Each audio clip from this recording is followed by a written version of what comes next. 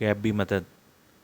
Number 1, गैबी मदद ना Spain के वक्त आई, ना खिलाफत उस्मानिया को बचाने के लिए आई, ना इसराइल का क़याम रोकने के लिए आई, ना बाबरी मस्जिद के वक्त आई, ना इराक़ और शाम के वक्त आई, ना म्यांमार के वक्त आई, ना कश्मीर के लिए आई।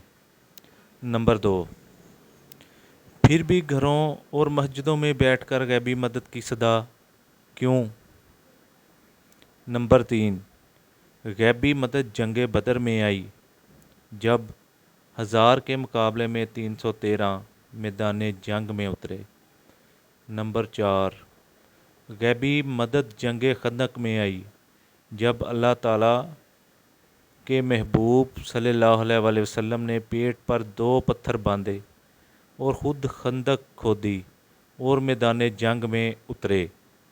नंबर 5, मस्जिदों के मिंबरों पर बैठकर बद्दुआएं करके गैबी मदद के मुंतज़र। नंबर 6, तागूत के निज़ाम पर राज़ी और फिर गैबी मदद के मुंतज़र। नंबर 7, यानी सब कुछ अल्लाह सुब्हाना ताला के ज़िम्मा लगा कर और ख़ुद किनारा कशी इख्तियार करके गैबी मदद के मुंतज़र। नंबर 8, अपने हक़ के लिए खड़े होने से डरते और कतराते हुए आसमानों से फ़रिश्तों के नाज़िल होकर मुसलमानों की गैबी मदद के मुंतज़र। ऐसी सूरत में गैबी मदद नहीं, सिर्फ़ अज़ाब ही आते हैं, जो हम गद्दार और बेईमान हुक्मरानों, कफ़ार की इजारादारी, अफलास, ज़लज़ले और सैलाब, ज़ख़ीरा अंदोज़ी, नाजायज़ मुनाफ़ाखोरी, झूठ, कम तोलना, मिलावट की शक्ल में भुगत भी रहे हैं।